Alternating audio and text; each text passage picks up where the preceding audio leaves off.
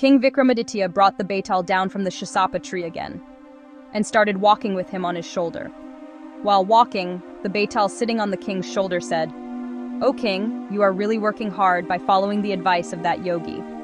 I am telling you this story so that your journey is a little longer."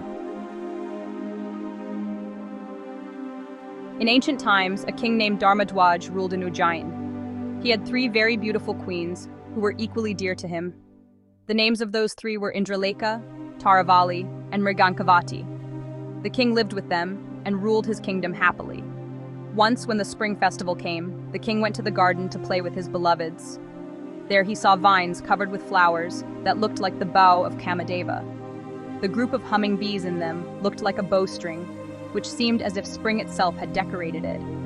In such a beautiful environment, the king felt happy drinking the wine left over from his wives, which was perfumed by their breath and was red like their lips. The king playfully pulled the braid of Queen Indraleka, due to which a lotus flower slipped from her ear and fell into her lap.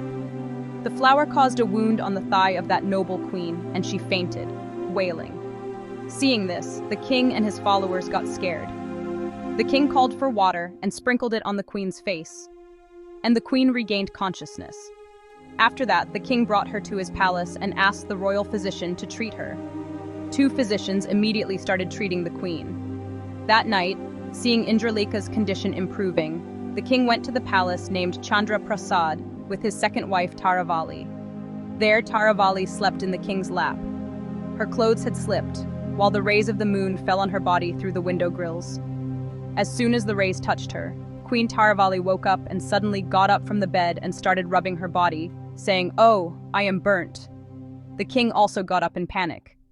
The king saw that there were really blisters on that part of Taravali's body. Taravali said, "My lord, the rays of the moon falling on my naked body have caused this condition of mine." Then the king called the attendants, and they laid a bed of wet lotus leaves for the queen and applied sandalwood paste on her body. Meanwhile, the 3rd queen, Mrigankavati, also woke up. She was awakened by the sounds coming from Taravali's room. With the desire to go to the king, she left her room and started walking towards Taravali's room. She had just walked a few steps when she heard the sound of rice being pounded in someone's house from a distance. Hearing the sound of the pestle, she became anxious and sat down on the road saying, "Alas, I am dying." When the attendants examined the queen, they saw dark, deep spots on her palms. The attendants ran to the king and told him the whole story. Hearing this, the king also got scared and immediately went with them to see the condition of his queen. Reaching the queen, King Dharmadwaj asked her, "Dear, what happened?" Then with tears in her eyes, Queen Mrigankavati showed him both her hands and said, "Lord, these marks have appeared on my hands due to hearing the sound of pestle." Then the king, surprised and sad, applied a paste of sandalwood, etc. on her hands to soothe the burns. The king started thinking, "One of my queens got injured due to the falling of a lotus, another one's body parts got burnt due to the rays of the moon, and the 3rd one got such marks on hearing the sound of pestle. Alas, due to the divine grace, the aristocratic qualities of all these 3 beloveds of mine became the cause of defects at the same time." The king spent that night with great difficulty. As soon as he woke up, he called all the skilled doctors and surgeons of the kingdom and asked them to treat his queens. When the queens became healthy soon, due to the joint efforts of those doctors and surgeons, the king felt relieved. After narrating this story to the king, Betal, sitting on his shoulder, asked, "O king, now tell me who was the most delicate among these 3 queens. If you don't answer this question even after knowing it, then the curse mentioned earlier will fall on you." Hearing this, the king said, "Betal. The most delicate among them was Queen Mrigavati. She did not even touch the pestle. Only its sound had scars on her hands. The other 2 had wounds and blisters due to the touch of lotus and moon rays. Hence, both of them cannot match her." When the king gave such a precise answer to Betal, the Betal was satisfied and came down from his shoulder and went towards the same Shisapa tree. King Vikramaditya once again started in the same direction to bring him back. This time also the same sequence happened. King Vikramaditya brought down Betal from the Shisapa tree and took him along on his shoulder. So, on the way again, Betal broke the silence. King, you have become dear to me because of your indifference. So listen, I am telling you this interesting story to please you. In ancient times, there was a king named Yashketu in Agadesh. That king was very brave. He had conquered many kings with his strength. That king had a minister who was as intelligent as Brihaspati, the guru of the gods.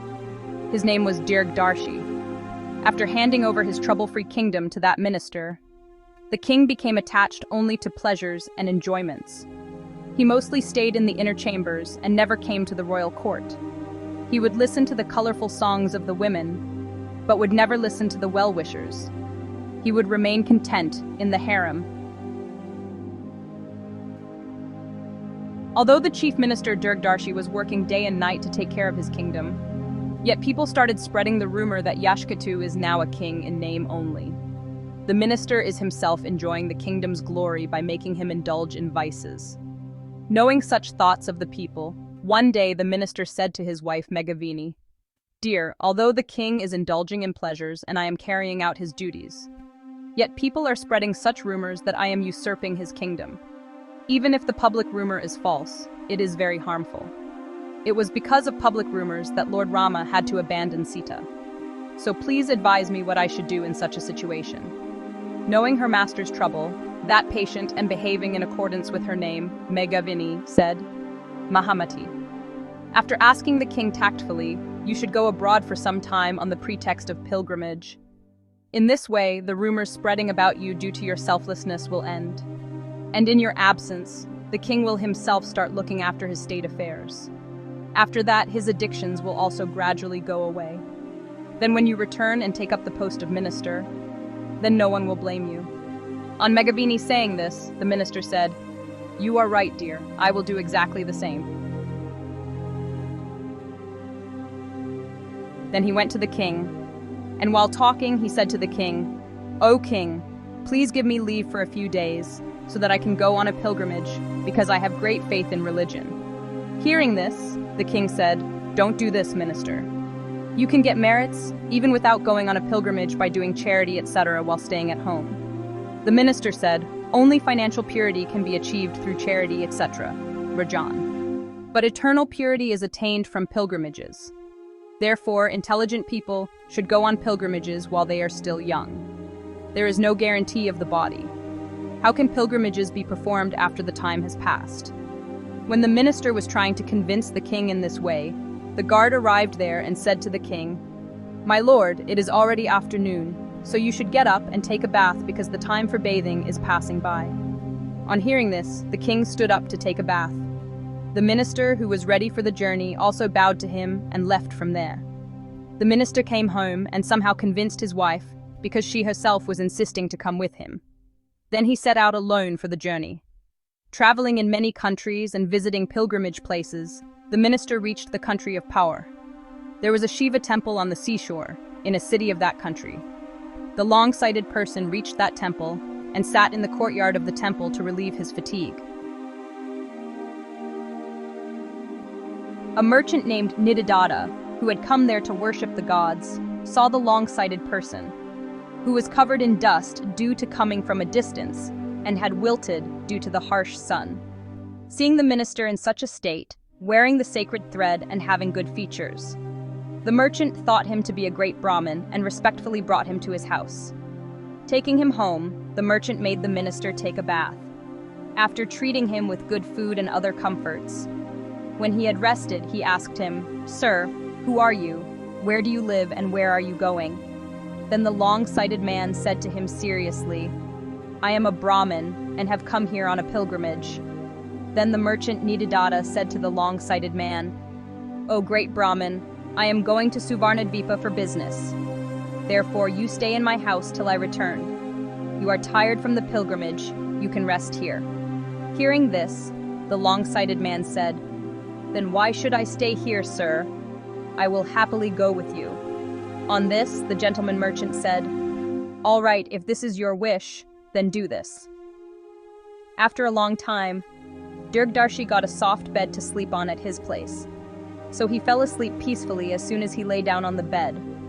The next day, he went to the seashore with the merchant and boarded the merchant's ship loaded with goods.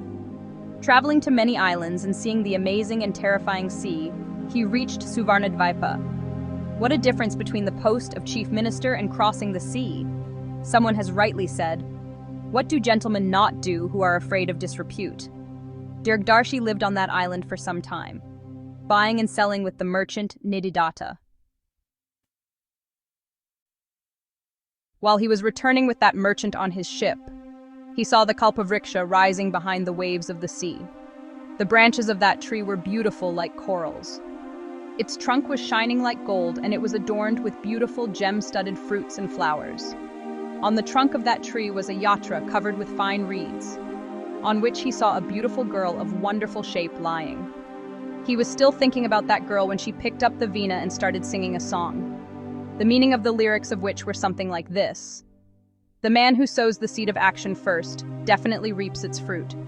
Even God cannot avert the fruit of actions done earlier." That divine girl, after singing for some time, merged in the sea along with the kalpavriksha on which she was lying. The seer thought, "What a wonderful and unique sight I have seen here today. Where is this sea, and where is the singing divine woman and tree that appear and then disappear? This sea, a mine of many such wonders, is truly worship-worthy." Lakshmi, Chandrama, Parijat, etc. also came out of this sea. Thinking this, the far-sighted person was astonished. Seeing this, the sailor said, "Sir, you are probably surprised to see that girl. This beautiful girl is often seen here like this. She appears and then disappears into the sea because you have seen her for the first time. That is why you are expressing such surprise." "Yes, that is probably it," said Dirgdarshi, and became silent, looking in the same direction. After sailing for a long time, the ship finally anchored. Dirgdarshi reached the other side of the sea with the merchant Nididatta. After reaching the shore, merchant Nididatta got all the goods unloaded from the ship. Dirgdarshi also reached Nididatta's house with him, where there was laughter and happiness. After staying at Nididatta's place for a few days, Dirgdarshi said to him, "I have rested happily at your place for many days. Now I want to go to my country, may you be blessed." Nididatta did not want to let him go, but he had to accept Dirgdarshi's request. Dirgdarshi explained to him and left from there. He covered the long distance on his own strength and reached near his country Angadashmi. Dirgdarshi, who had come out of the city, was seen by the spies, whom King Yashketu had already appointed to find out about him. The spies went and informed the king. The king was sad due to the separation from his minister, so he himself went out of the city to receive him and greeted him by hugging him. When the king brought Dirgdarshi to the palace and asked him about his journey, Dirgdarshi narrated to him the entire story of the journey to Suvarnadeep.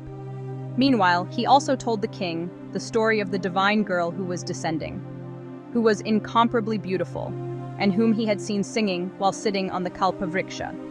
After hearing the description of the beauty of that girl, the king became so overcome with lust that he started feeling that his life was futile without her. He took the minister to a secluded place and said, "I will not be able to live without seeing that girl. Therefore, I will go to her by the route you have told me. You should neither stop me from doing this nor accompany me. I will go there alone, hiding. You should protect my kingdom. Do not ignore my words, otherwise you will have to lose my life." The king did not let the minister say anything against his words and sent him to his family, who had been eager for so long.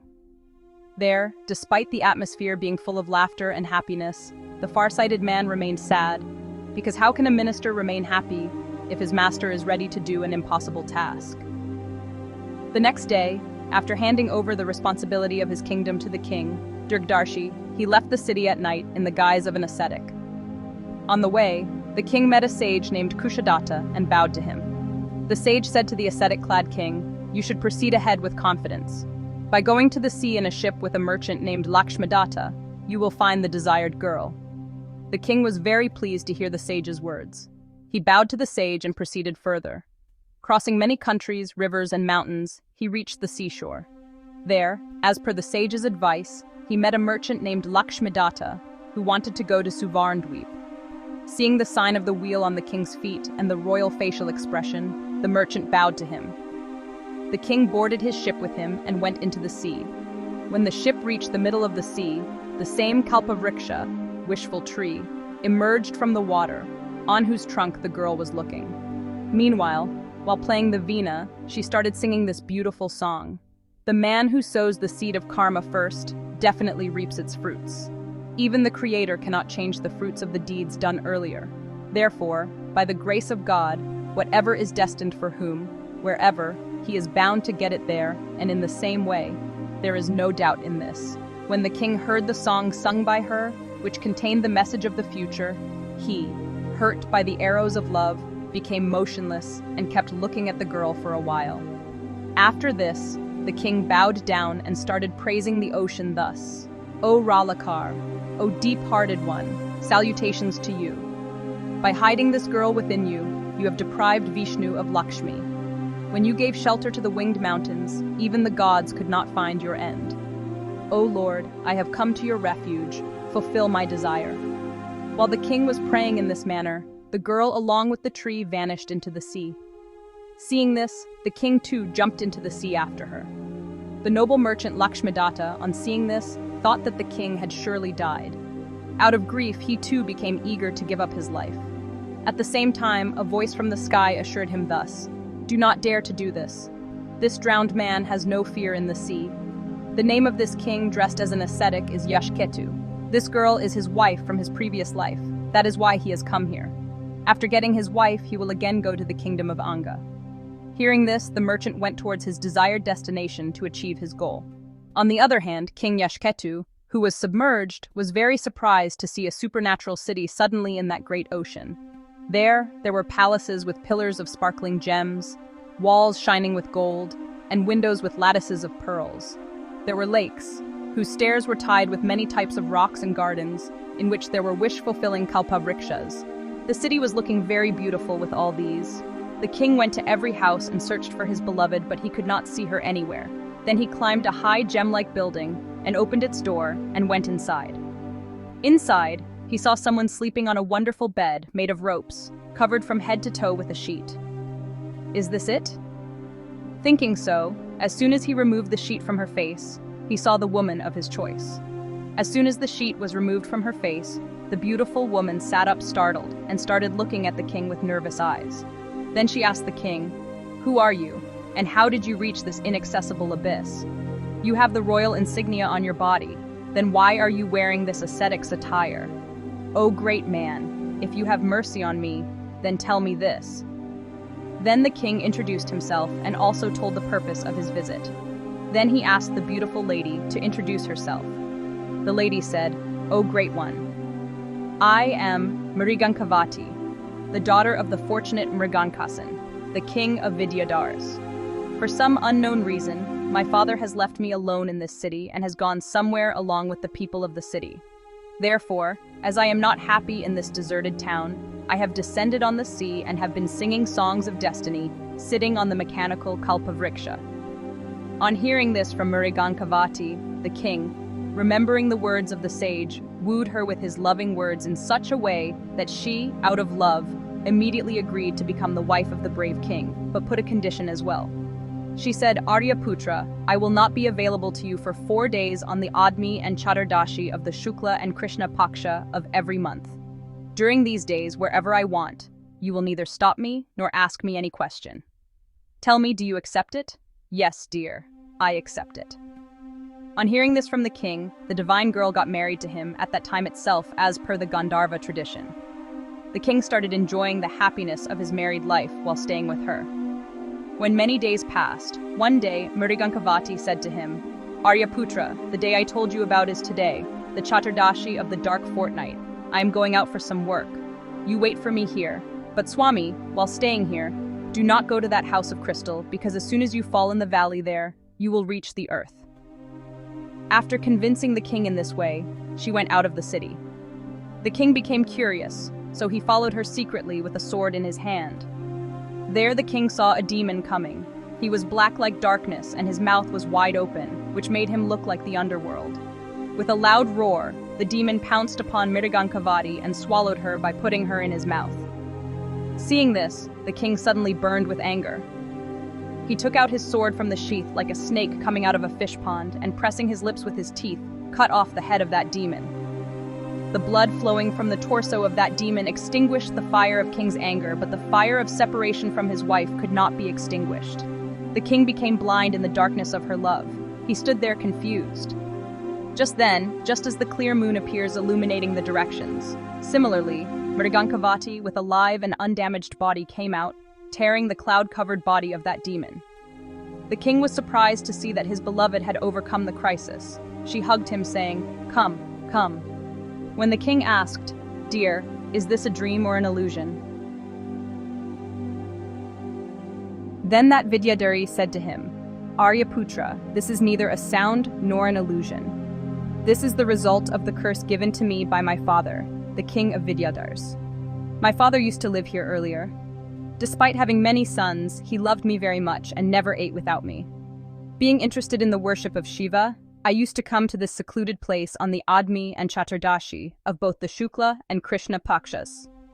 Once I came here on the Chaturdashi and got so engrossed in worshipping Gauri that by chance the whole day passed by. That day my father did not eat or drink anything, even though he was hungry. He became very angry with me. I had committed a crime, so when I returned at night with my head bowed down, my father cursed me. Destiny was so strong that it destroyed my father's love for me. He said, "Just as you ignored me and kept me hungry the whole day, in the same way, every month, only on the Admi and Chaturdashi dates, when you go out of the city to worship Shiva, the demon named Kritant Terror will swallow you, but you will come out alive by tearing his heart again and again. You will stay here alone, and you will neither remember my curse nor the pain of being swallowed." When my father had cursed me in this manner, I appeased him by pleading for some time. Then he meditated and told me about the release of the curse in this way. When the king of Ang country Yashketu becomes your husband and after seeing you swallowed by the demon, he kills him, then you, who came out by tearing his heart, will be freed from this curse. Only then will you remember this curse and all your knowledge. After telling me about the release of the curse and leaving me alone, my father went to Nishad mountain on earth. Since then, I was lying here doing the same thing, fascinated by the curse. Today I have been freed from that curse, and all my memories have also returned. Now I am going to my father on Nishad mountain. After being freed from the curse, we again attain our destination. Such is the system among us Vidyadhars. You have the freedom to choose whether you stay here or go to your country." On hearing Mrigankavati say this, the king became sad and requested her, "Beautiful girl, please be kind to me and stay for just one more week. We will satisfy our curiosity by playing in the garden. After that you go to your father, and I will also go to my country." The enchanted Mrigankavati accepted the king's proposal. Then he roamed around with his beloved in the gardens and ponds for 6 days. On the 7th day, he cleverly took his beloved to the building where the pond was located, which was like a mechanical door leading to the earth. There, he put his hand around Mrigankavati's neck and jumped into the pond and landed in the pond of the garden of his city with her. There, the gardeners of the garden saw the king coming with his beloved and being happy. They informed the minister Dirgadarshi about this. The minister went near the king who had brought the woman of his choice with him and fell at his feet, and along with the citizens, he respectfully took them to the palace. The minister thought in his mind, "How did the king get this divine woman, whom I saw for a moment like lightning flashing in the sky?"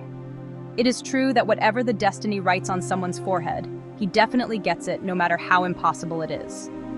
While the minister was thinking like this, other citizens were also happy with the return of the king and were surprised at the attainment of that divine woman.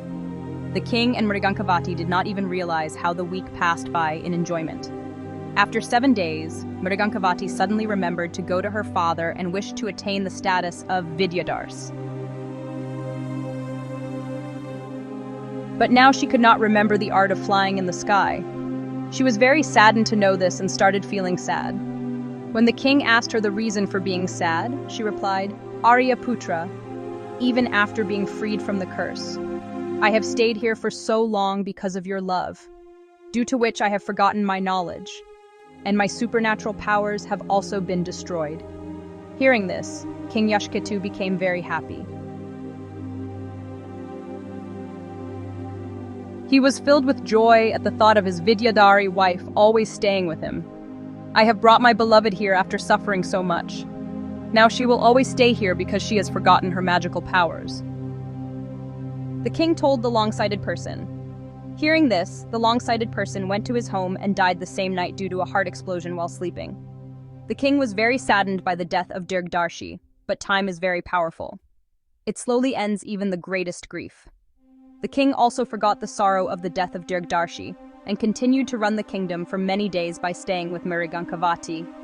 After narrating this story, Betal, sitting on Vikram's shoulder, asked him, "O king, now you tell me that despite the rise of King Yashketu, why was the heart of his chief minister Dirgdarshi broken? Was his heart broken due to the grief that he could not get that divine woman, or did he desire the kingdom? Or was it because of the sorrow he felt due to the return of the king? O king, if you do not tell me this even after knowing it, then your religion will be destroyed and soon your head will be broken into pieces."